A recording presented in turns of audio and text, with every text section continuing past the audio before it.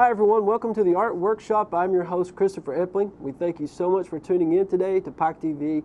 We really appreciate you and your involvement with the show and all the positive feedback that we've received from the public. We're so thankful for that as well. In today's show, we're going to be doing a little cartooning. Cartooning is my favorite, application of the medium. I love to draw cartoons and comics, so it fits really well. Now, I'm not really sure what time you're watching this show in terms of the year, but in terms of in real time here, we are gearing up for the holidays. And so I thought we could maybe use this opportunity to pull in a couple of themes that might fit well. But overall, this could fit all year round because in Eastern Kentucky, we have a large, ever-growing elk population. Now, you may think I'm just telling you a big fib with that, but if you go off and out from the city limits and town limits and go out into the wilderness, especially in the higher elevation around our region, you're likely to see some elk, especially if you go towards Elkhorn City and the Breaks Interstate Park. In fact, the Breaks Interstate Park offers elk tours to the public, and so you can actually go there and pay a small fee and be guaranteed to see elk. Going into this time of year, although elk are much different than reindeer, not entirely different, but they are different, we can get away with drawing an elk and somehow tie it in a little bit into the holiday season as well. So what we're going to do is start off by looking at a couple examples of using the circle method for this. The circle method is a method that I use a lot in drawing. Some artists do not like it, some prefer it. Basically, all it is laying a foundation before you start to really press down hard, either with your graphite or you ink over it with ink. It's giving you a foundation to work off of, so you have sort of a blueprint. It's almost, think of it as tracing your own work. So you have a sketch or a series of sketches underneath it, really light, pressing down lightly, so that you can see the lines on your paper. But then when you go to actually put in final marks and final application of either your graphite or your pen, you can choose and select which lines you want to keep. So starting out, just to kind of give us an idea of what we're going to be doing, I'd like to think about the elk in terms of general shapes. Now there's different ways that you could draw an elk, of course. There's a realistic look to it. You could draw it in realism, or you could draw it close to realism, a little cartoony, or you can do totally exaggerated toonish type of a drawing. What we're going to be doing today is right in the middle of that. But I always think it's helpful for us to understand the general anatomy of an elk, or whatever it is we're drawing, before we actually start to do the really fun, over-exaggerated portions. So let's start off by doing that. So if you have a pencil at home, go ahead and grab it. Have an eraser nearby too, that's always handy. And we're going to be sketching out some general shapes. Now, we're going to start off by just doing a circle. And it doesn't have to be a perfect circle, as close as you can get to a circle. We're going to have one circle here and then another circle back to the right, a little bit smaller than the first. Now these two circles don't look like much right now, but what we can actually start to do is build off of this as a foundation and create our undersketching or our blueprint. And we're going to do just that. So first, we're going to start with the smaller circle in the back, and we're going to draw an oval. And look at where I'm positioning these different shapes. Notice this oval's down to the bottom left of this circle, and then the front. This oval's to the bottom right of the front circle. Now we have two circles and two ovals. From here, what we're going to do is add another oval. This one's an elongated oval. It's really thin and long. And then another here. These are going to be, when we're finished, the elk's legs coming down, although we have more to add to it than this, of course, but this eventually will become the elk's legs. With all of these shapes that we have so far, we can actually start to piece some of this drawing together now. So you come just above the front circle and make the line that comes from the left to the right, going back, stopping here. Now notice that I'm drawing just outside of my circle. And I'm doing that because I am actually getting the shape of the elk down now.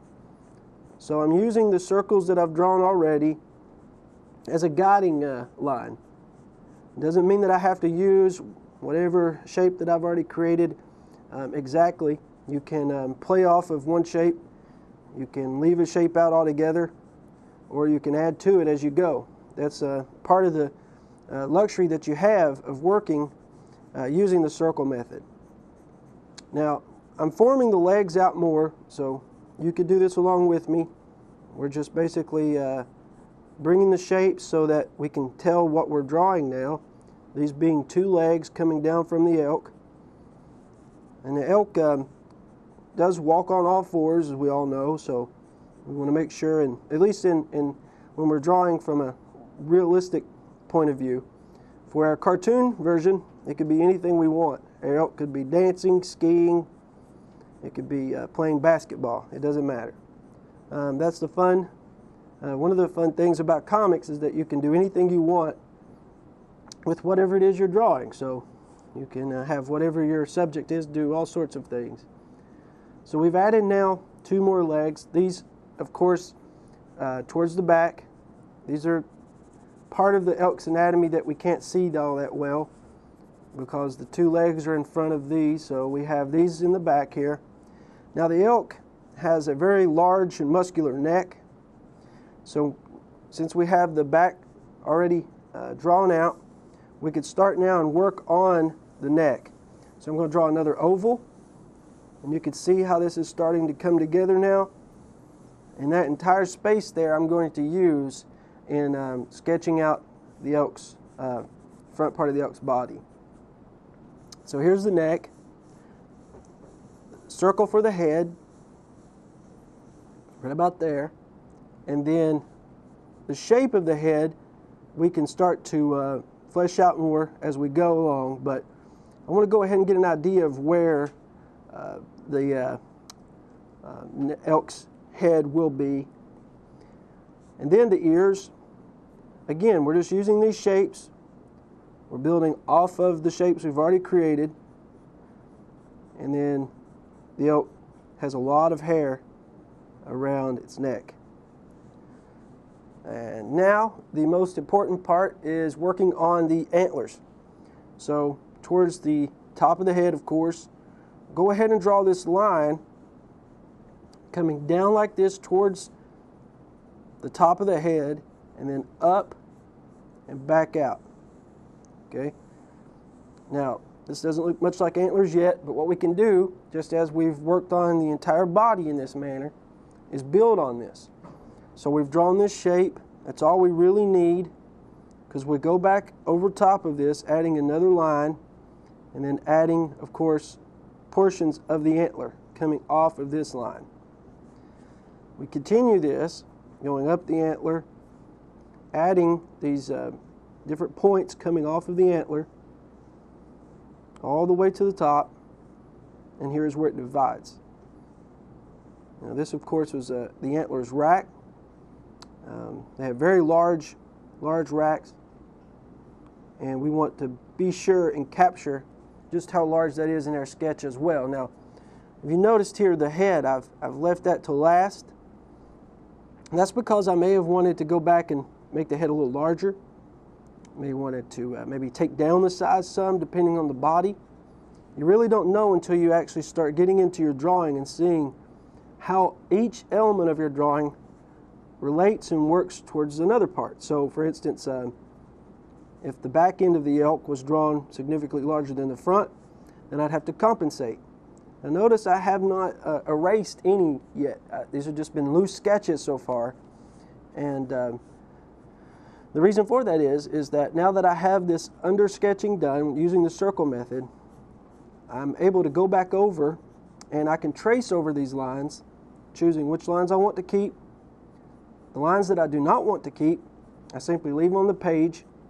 I allow the ink time to dry, and then go back over it again and erase it. Erase all the lines out from underneath the ink. Be sure and let your ink dry. A few occasions I've actually got a little too ahead of myself and excited about maybe how something's turning out. Went to erase a little too early, and as you can imagine, all that work and time spent on the drawing is for nothing. So an elk, in terms of its anatomy, looks something like this. It's almost like a deer. It's a lot like a deer, actually. So we want to keep this in mind, although today we're not working from in a realism approach to it. We're going to be working from a very cartoonish approach. All of these parts of the elk's anatomy are going to come into play. And so now we're going to see exactly how. Now if you wanted to, real fast, let's say you draw along with me here. If you add another line just behind your antlers on all sides, you can actually give that effect of there being two sets here. Some of you may want to complete this drawing out. And so if you were to do that, you could see that it looks almost like there's two sets of antler now. So there we go. So grab another clean sheet of paper out, and let's try this now from the perspective of a cartoon elk, which is similar but absolutely nothing like this at the same time. We'll leave this up here off camera. What I want you to do is take your paper and actually turn it so that it's more tall than it is wide, okay? And the reason for that is our drawing, like I said at the beginning, when you're working with cartoon versions of whatever it is you're drawing, you don't necessarily have to follow rules of anatomy or physics or anything else. You can do whatever it is that you want to do. So we're going to start out with this design. It's a lot simpler. You're going to do one large oval. That's it. One large oval starting out. It's going to be right here. So right in the middle of your page, draw your large oval. Just like that. And it doesn't have to be perfect. Just so you have an oval or a shape of an oval drawn out. Now, stemming off of this oval, now the elk's going to be standing up, will be the elk's body. We'll start off first by working on the head. Now this is the body of the elk, and now we're going to work on the head of the elk. And to do that, this is really simple. Just go towards the top of your oval here, okay? You're going to draw this line coming up, and then bend it back down like this, just like that, okay? It's just one shape that we're going to be drawing on the top of this oval. Now so far this looks nothing like an elk, I know, but just bear with me and you'll see what happens. To the right of that line, you're going to draw another line coming up and stopping, just like that. Once you have that done, you're going to draw this line coming out, about right there, and stopping again. At the end here, we're going to draw the elk's nose. It's a cartoon elk, so don't get too overwhelmed by this looks nothing like an elk. Well, it doesn't in terms of from a realism approach, but from a cartoon approach, it's giving us everything we need to say this is an elk. This will be the elk's nose, so you can see how that works out. Now, starting here, you're going to draw this line coming up from the elk's nose and stopping. Now you're going to draw two circles for the eyes. First one being right here, and the second one beside it here. Now, once we have those two circles drawn, we can put the pupils in there. This is going to be a very troubled elk. We don't really know what's happening with this elk, but we can just about bet by its expression it's either not pleasant or scary. But so once we have that, let's draw a couple of lines underneath the elk's eyes to enhance that mood we're giving with the drawing more. Once we have the two circles drawn, we can work on just putting a couple of ears off to the side, one here and another over here. Now what gives the elk its most distinctive feature is, of course, its antlers. So towards the top up here, let's work on that. So coming off from this, like I did earlier with the other elk, we're going to just draw this line coming out just like that on this side, and then a separate line coming up and out on this side. These two lines will help us to determine where the antlers will be. So coming up from here, you start to fill these antlers out more. You can add as many points on it as you want. Just like this. Keep going until you fill out the entire line. Now you can see what we're going to have to do with the other side now. We have one antler finished. Now let's work on the other antler.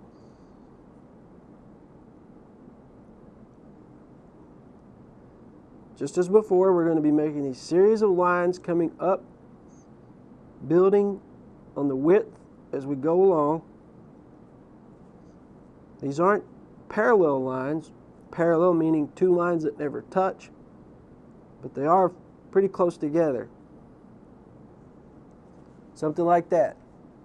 Now once we have the head drawn, the body is pretty much exactly as what you can imagine it to be. We have just a line coming down this way, drawing fluffs of fur as we go along, all the way around.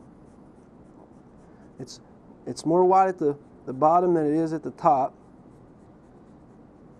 Our elk will have a little bit of a belly to him or her. Now we can work on some teeth up here. So just underneath, let's give a series of teeth. You can do this as just little upside down letter C's all across the bottom lip, or top lip. Now work on drawing a line in the back and a tongue. Give the effect that the elk's mouth is open. You may want to see some tonsils in there. The elk's been terrified, as we can see. We don't know about what, but we can imagine a lot of different stuff happening. Now let's draw a couple of lines coming down. Again, these are not parallel lines, but they do run close together, and they follow the same shape, bending them down and around as we go, just like that. Now to work on its hoof, or one of its hooves, all you're going to want to do is just make two triangles at the end of this line, just like that. And you can do that on both sides. So you're coming up this way now. A couple more triangles here. And we have one set of hooves drawn. Now we can put some lines in here to show where the belly is. A couple lines underneath the bottom lip. Now we can work on the elk's legs. And just like with the arms, they're really thin, skinny legs. So just draw those coming down like this. Both sides.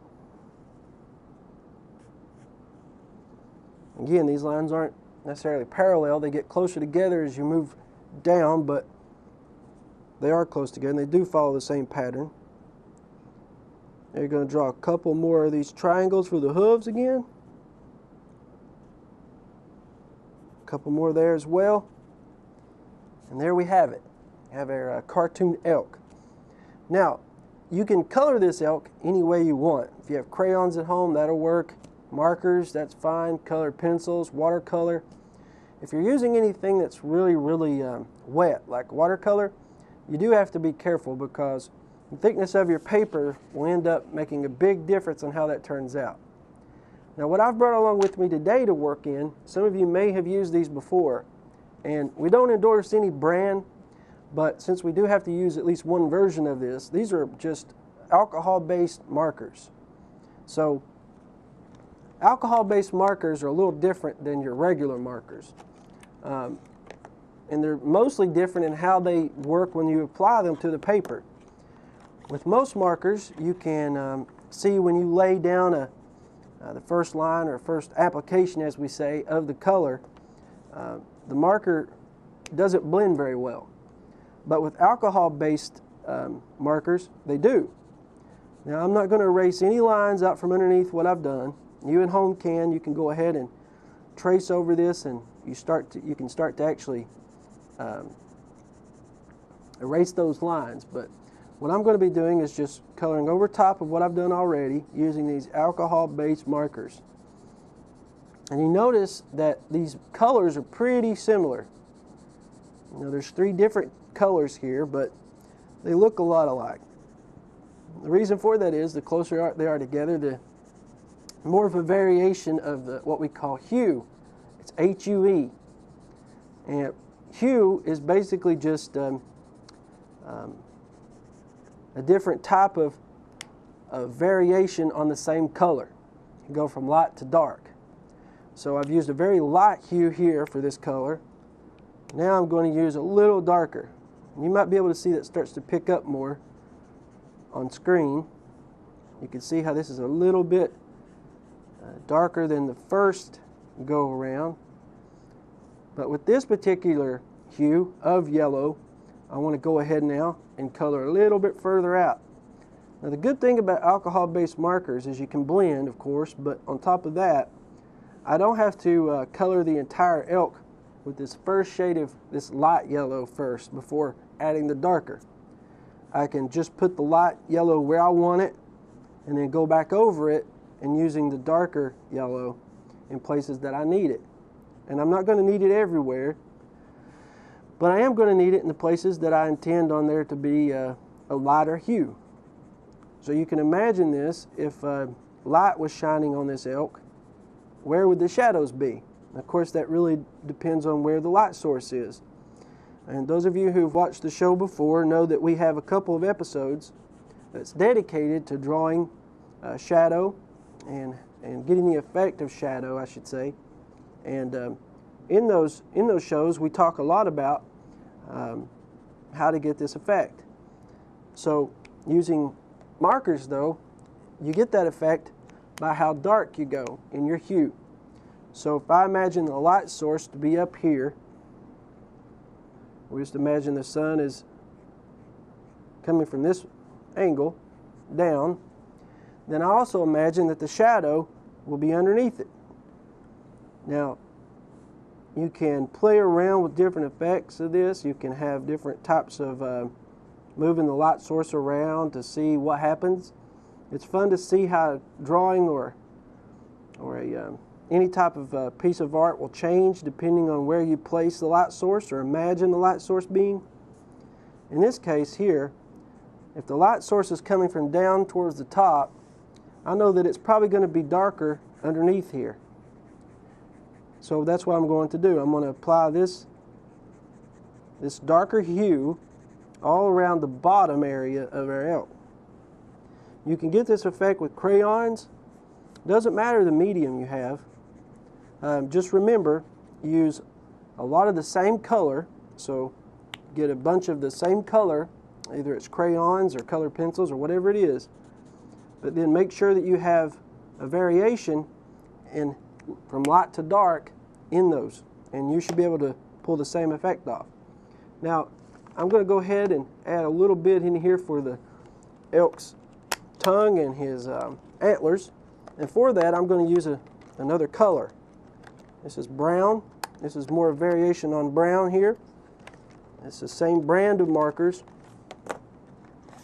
and there's all sorts of different brands that make alcohol-based markers. If you go to your local hobby store, art supply store, just ask them for alcohol-based markers, and they should be able to point you out to all your different selections in terms of brands you can purchase.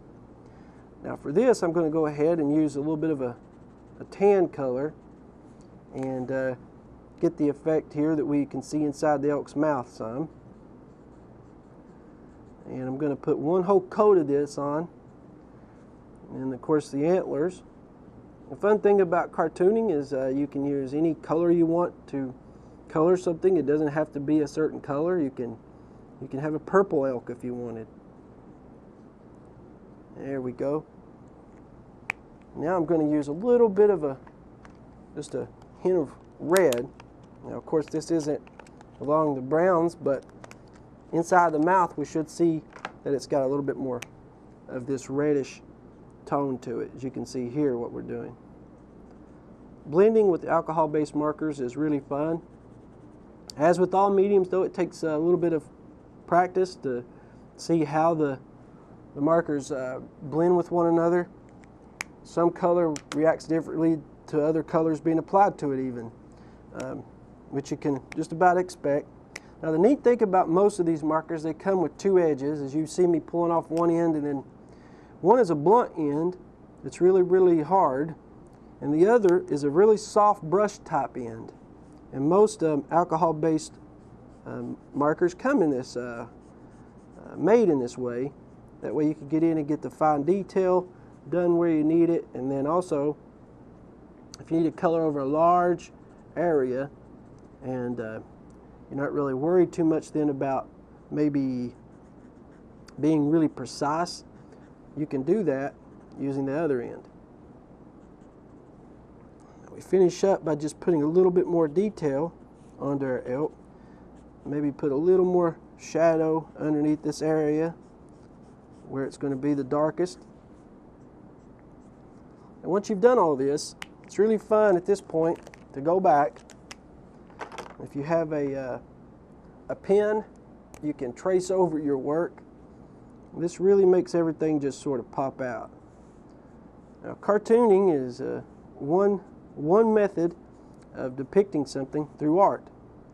A lot of students out there really love cartooning because it's the most fun to look at, and it's the most fun to draw too, really. That's probably, different folks would probably argue that point. Some folks maybe like drawing and realism more, but for me anyway it is. But if you really want to understand the composition, that's a big fancy word for saying all the different things that make up a certain drawing, you really should do what I did earlier. Draw something out in realism first, understand what are the parts of it. So you want to understand that the elk's front legs are about the same size in terms of its musculature composition as the back, right? Or you may find out that the elk's neck is very, very wide in relation to its back half. And once you understand these things, though, you may not choose to use those things that you learn, but it can't hurt to understand, and it won't hurt to understand all the different things and ways that your subject, and that's what you're drawing, is made up and how it's made up. It never hurts. So we're just adding a little more detail now, drawing over top of our lines that we had originally with this ink brush pen. And of course, if you'd traced over your lines before you've colored, you wouldn't see any of those pencil lines underneath. But I would have had to have waited for the ink to dry before we could have colored together. So you at home, though, have the luxury of taking your time with this. If you do choose to draw this, or if you had drawn along with me today, and you'd like to share your work, we'd love to see it. If you want to email it to me, you can, and I will make sure that the audience sees it here on the Art Workshop. You can send it to me at eplingillustrations@gmail.com, and be sure and leave your name and age. If you're a student, let me know where you go to school, and we'll be sure and share that as well if you want that shared. So thank you so much for tuning in today. On behalf of Pike TV, I'm Christopher Epling. Really appreciate you, the viewer. And if it is that time of year you're watching the show, happy holidays. And if not, just have a good day. And until next time, keep drawing.